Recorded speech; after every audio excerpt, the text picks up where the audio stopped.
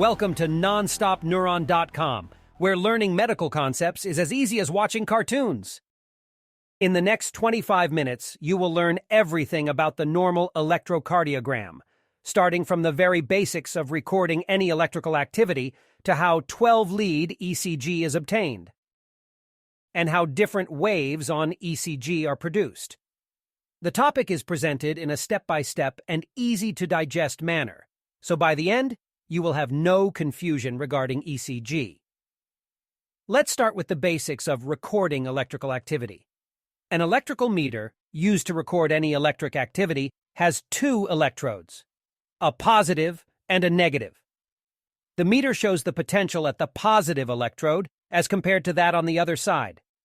So I will keep the positive electrode marked with a green circle, so you always know from where we are comparing. First, imagine a charged battery that has a positive potential on one end and a negative potential on the other end.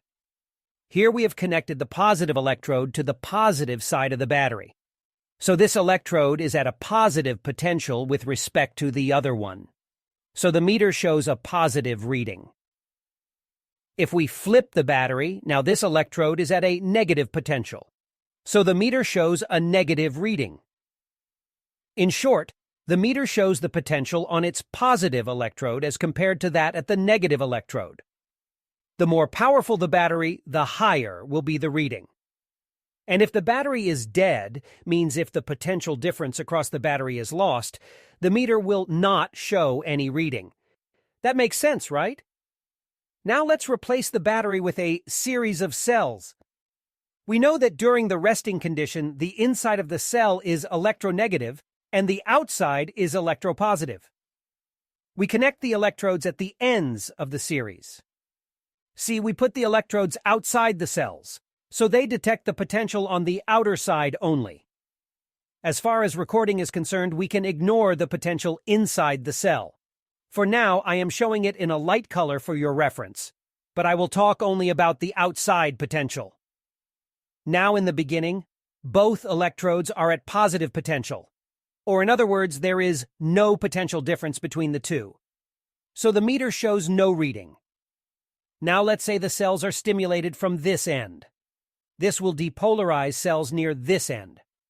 During depolarization, the positive ions rush into the cells. This makes the outside of the cell electronegative.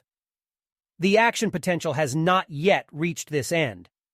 So the cells on this end are still in a polarized resting state, with electropositivity outside. So at this point in time, the potential at this electrode is positive with respect to the other electrode. So for a brief period, the meter shows a positive reading. On graph paper, it's recorded as an upward wave. Now, the action potential travels in this direction. So these cells also depolarize by inrushing of positive ions into the cell, making the outside electronegative. At this point, both electrodes have the same negative potential.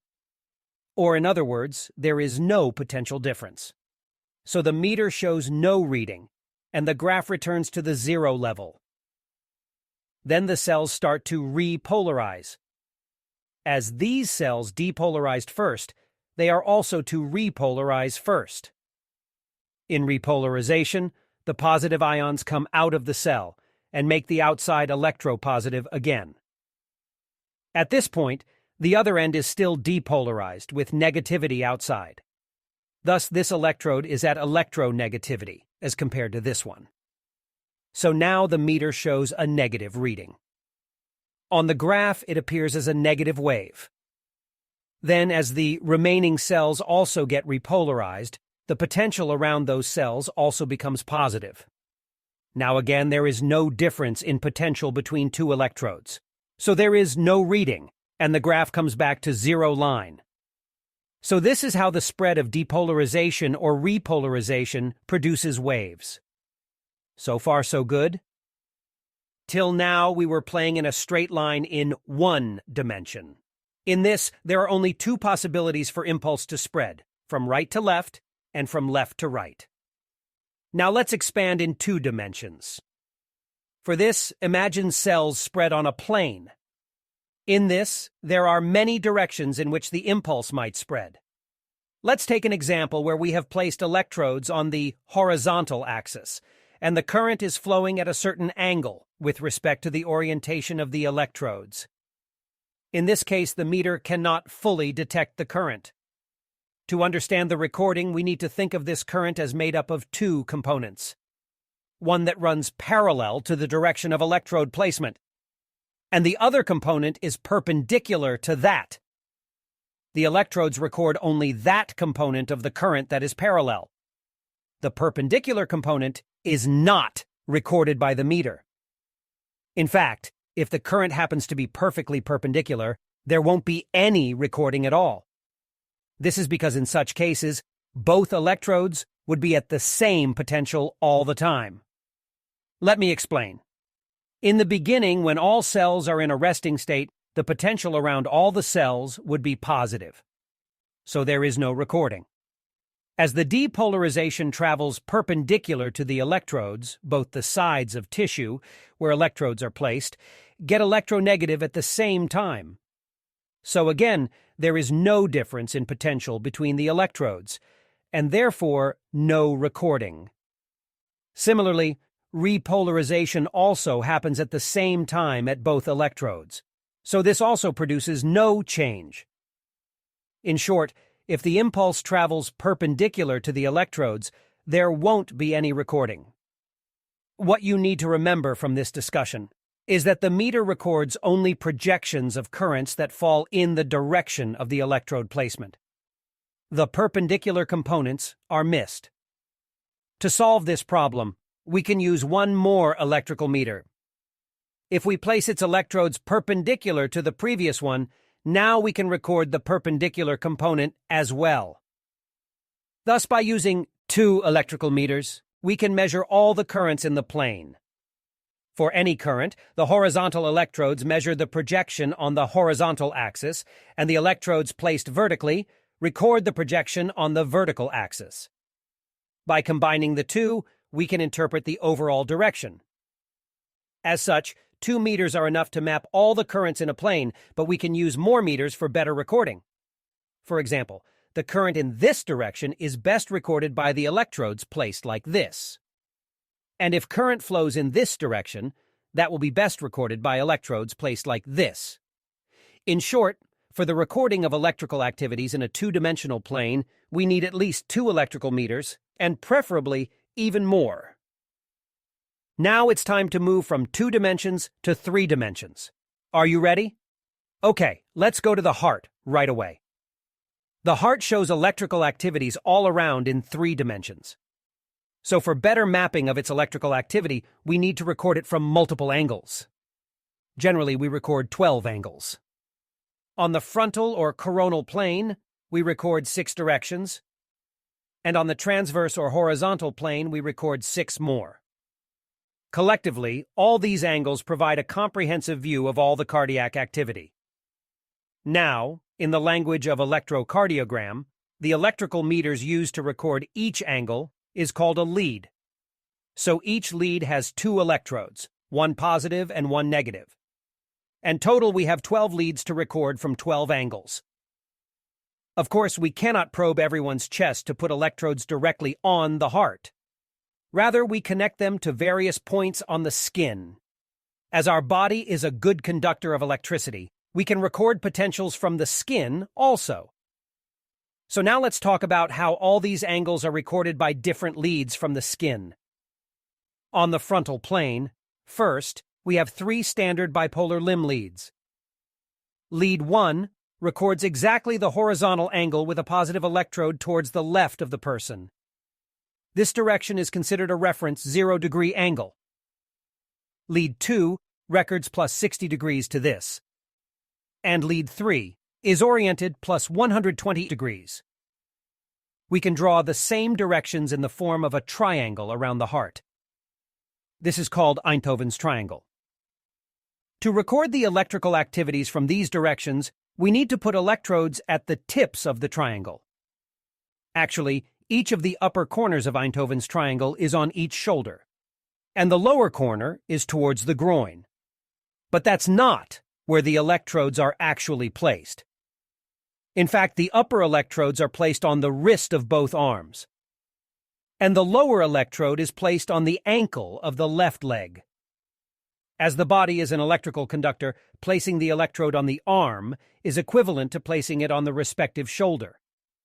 And placing it on any of the legs is equivalent to placing it on the groin.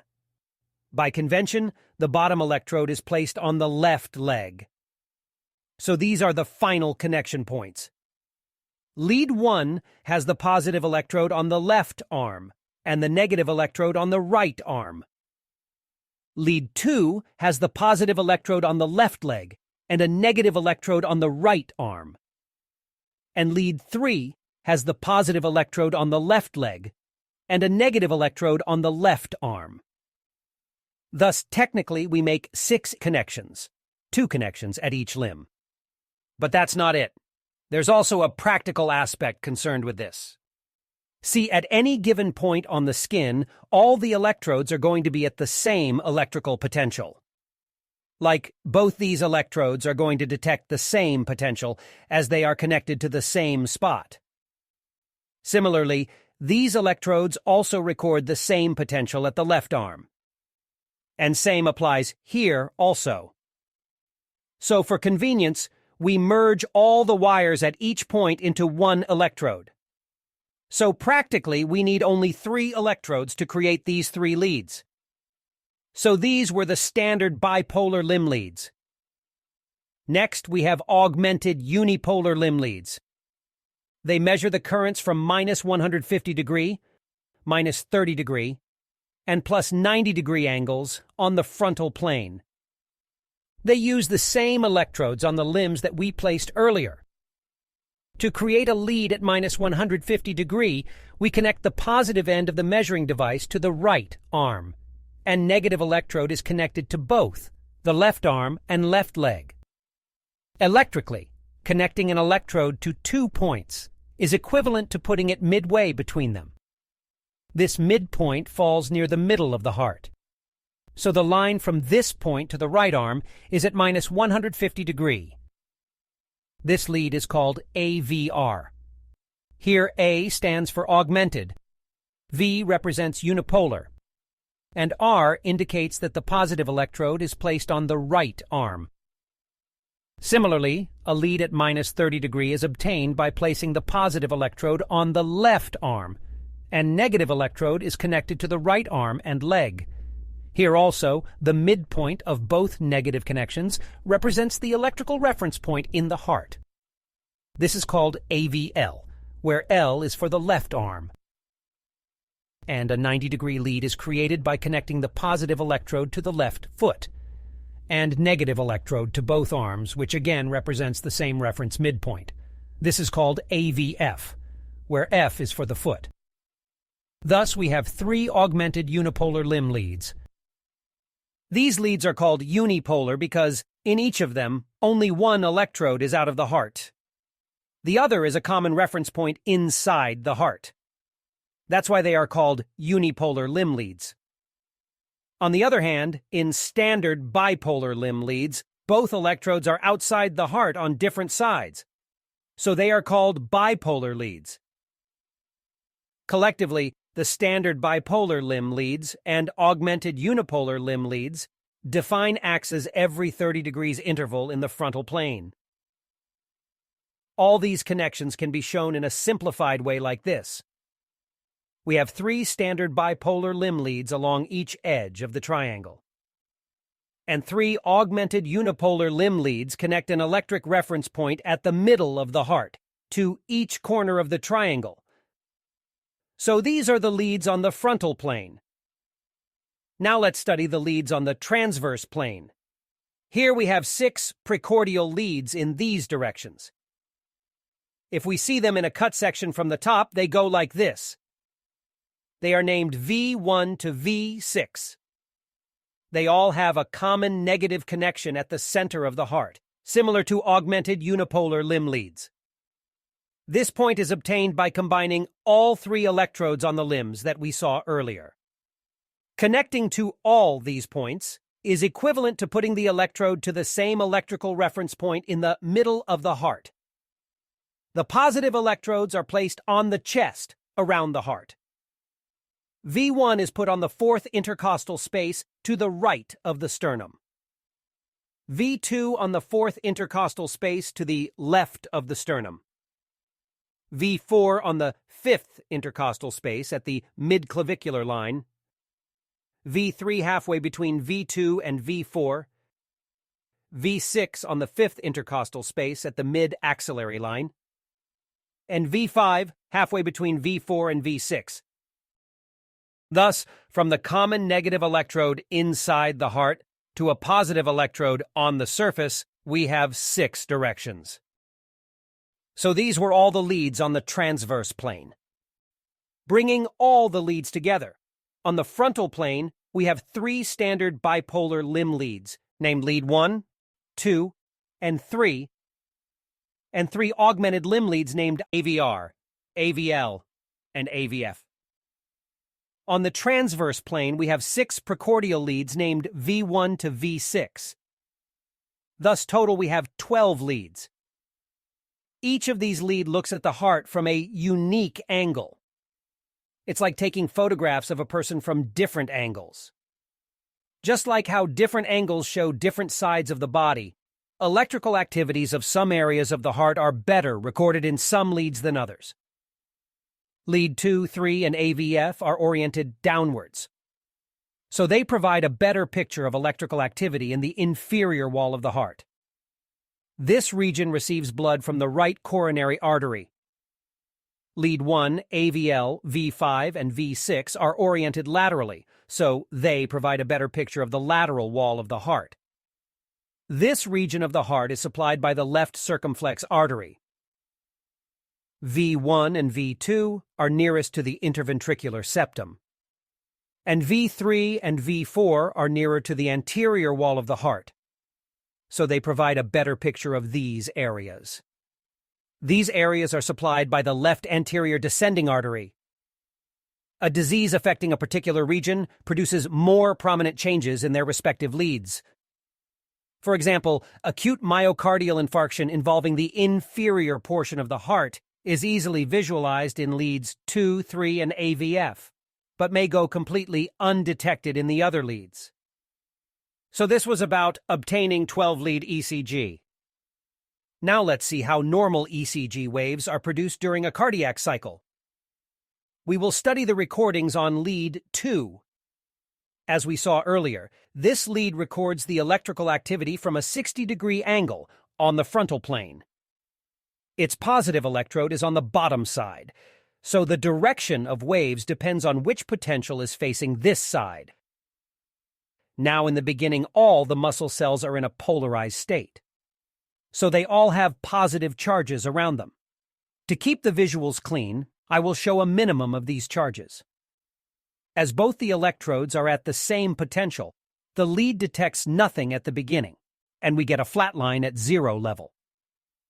Now impulse is generated at the SA node, and it first depolarizes the atrial musculature. The direction of this current is this, so initially the cells on the upper right side get depolarized. If we project this potential difference on the axis of lead, we can see that the positive electrode detects the positive potential as compared to the other side. So the meter shows positive reading, and we get a positive wave. Then, remaining atrial muscle cells also get depolarized. So both the electrodes come to the same potential again.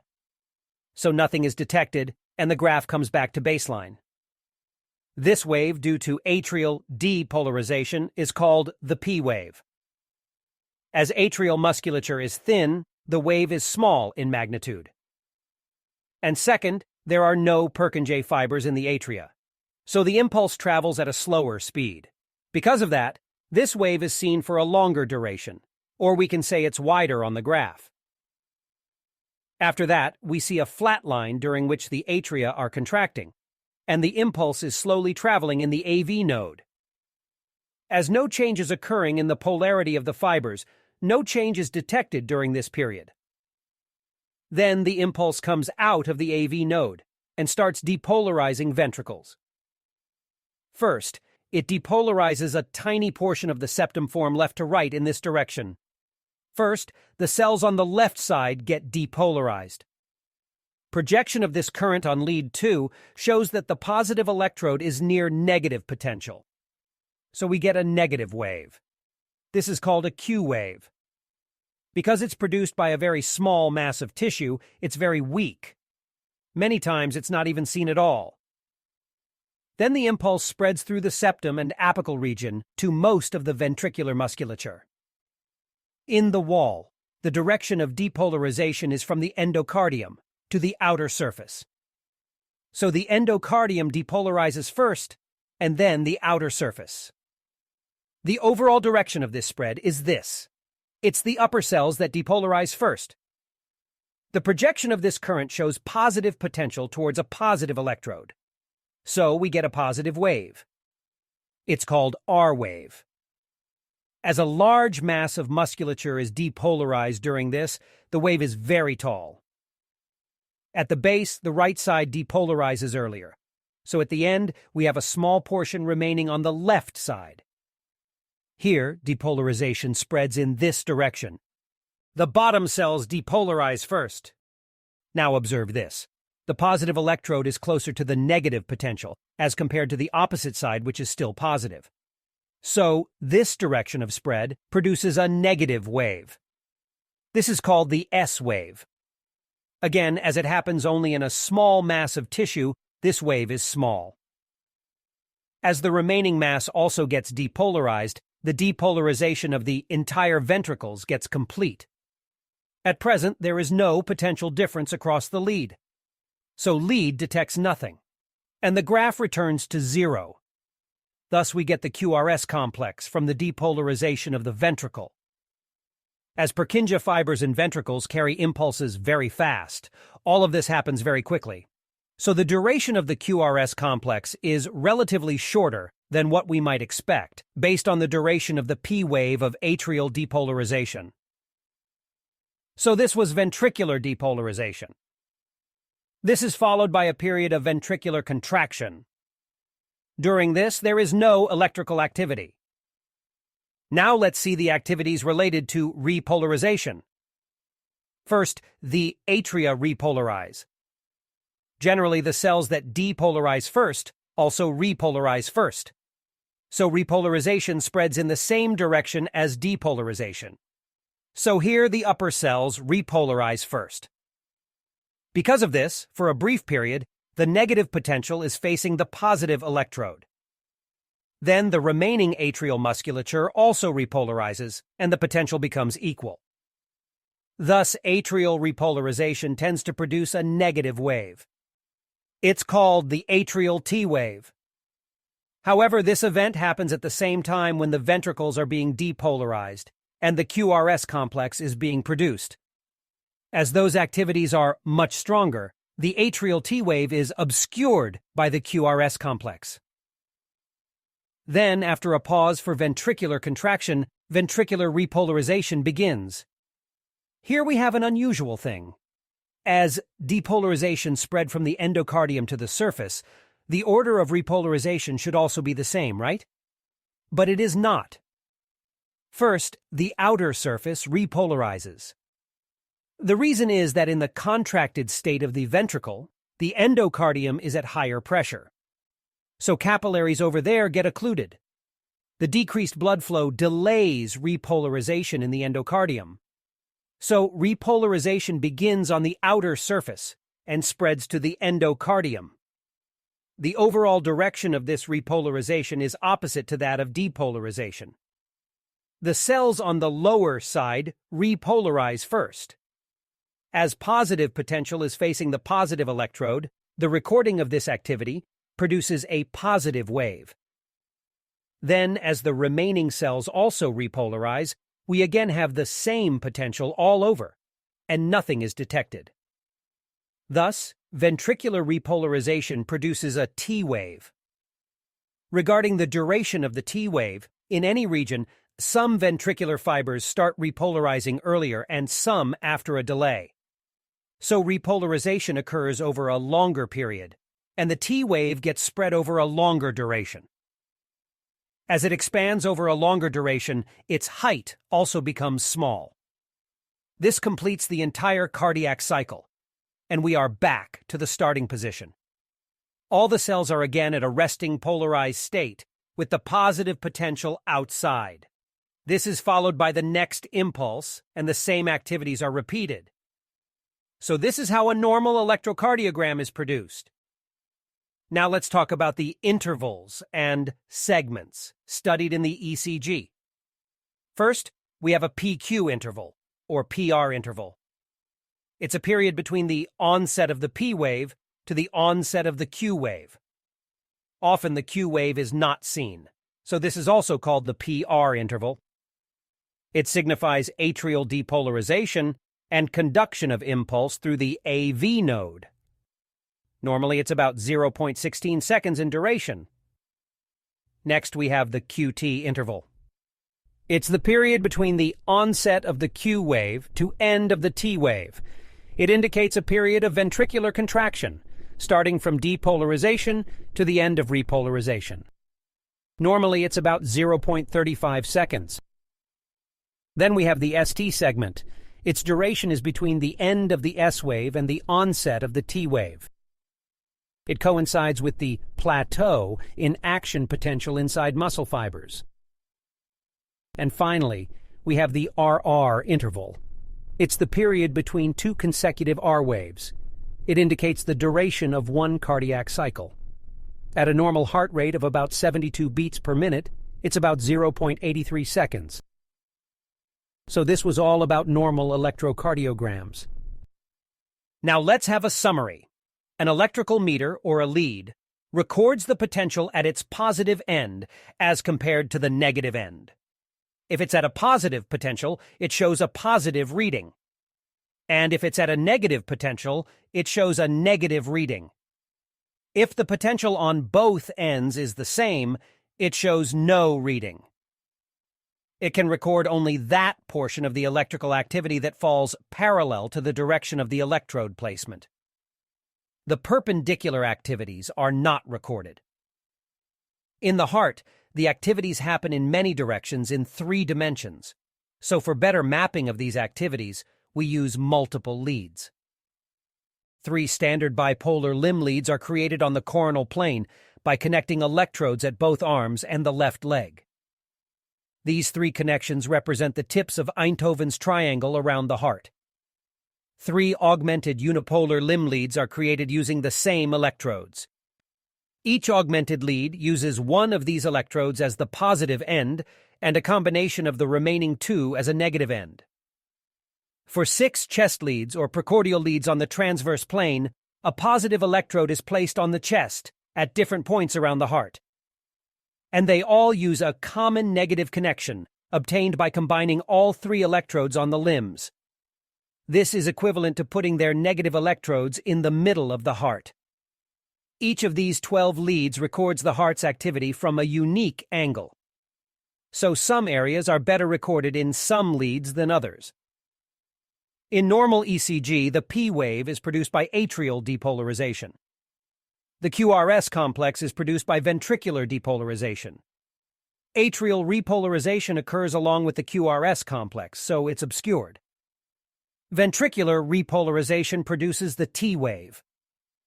Different intervals studied in ECG are the PQ interval or PR interval, QT interval, ST segment, and RR interval. One last thing, please don't comment that I missed the electrode on right leg. It's used for grounding only, so I purposefully didn't mention it to prevent confusion. Now, the fact that you watched the video till the end means you learned a lot from this video. So to support the